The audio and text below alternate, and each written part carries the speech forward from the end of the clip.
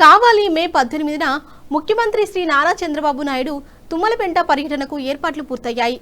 ఈ నెల 19న తుమ్మలపెంటలో మత్స్యకార సేవలో కార్యక్రమంలో భాగంగా సీఎం పాల్గొని మత్స్యకారుల ఖాతాలకు ఆర్థిక సహాయం జమ చేయనున్నారు.